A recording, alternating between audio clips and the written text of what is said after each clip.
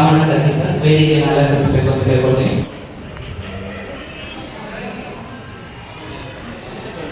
ಸನ್ಮಾನ್ಯ ರಾಮಣ್ಣ ತರ್ಕಿ, ಶ್ರೀಯುತ ಶಿವಪ್ಪ ತರ್ಕಿ ಮತ್ತು ಶ್ರೀಮತಿ ಗರಿಗಮ್ಮ ದಂಪತಿಗಳ ಪುತ್ರರಾದ ಶ್ರೀ ರಾಮಣ್ಣ ತರ್ಕಿಯವರು ಮೂಲತಃ ಹಾವೇರಿ ಜಿಲ್ಲೆಯ ಅಗಡಿ ಗ್ರಾಮದವರು.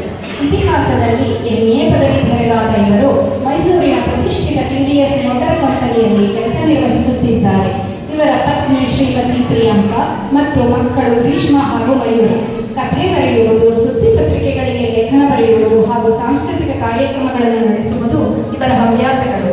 ಇವರು ಹಲವಾರು ಕವನ ಸಂಕಲನ, ಪತ್ತೇದಾರಿ ಕಾದಂಬರಿ, ಸಾಮಾಜಿಕ ಕಾದಂಬರಿ ಮತ್ತು ಐತಿಹಾಸಿಕ ಕಾದಂಬರಿಗಳನ್ನು ಬರೆದಿರುತ್ತಾರೆ.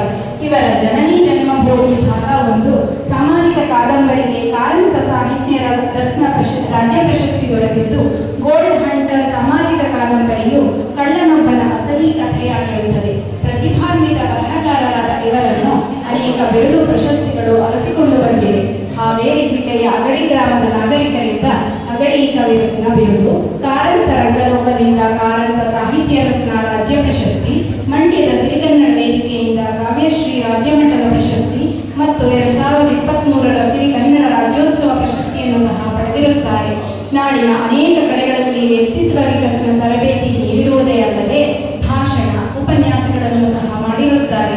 ಶ್ರೀ ರಾಮಣ್ಣ ತರ್ಕಿಯವರ ಈ ಎಲ್ಲ ಸಾಧನೆಗಳನ್ನು ಗಮನಿಸಿ ಮೈಸೂರು ಸಾಹಿತ್ಯ ಮತ್ತು ಸಾಂಸ್ಕೃತಿಕ ಪ್ರತಿಷ್ಠಾನವು ಇವರಿಗೆ ಸಾಹಿತ್ಯ ಸಿಂಧು ಪ್ರಶಸ್ತಿಯನ್ನು ಅಭಿಮಾನಪೂರ್ವಕವಾಗಿ ನೀಡಿ ಗೌರವಿಸುತ್ತಿದೆ.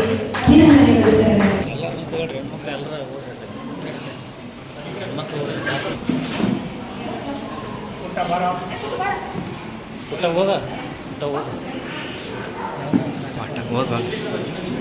ನೀವಾಗ ಬೇಡ ಬಿಡು, ಇಲ್ಲ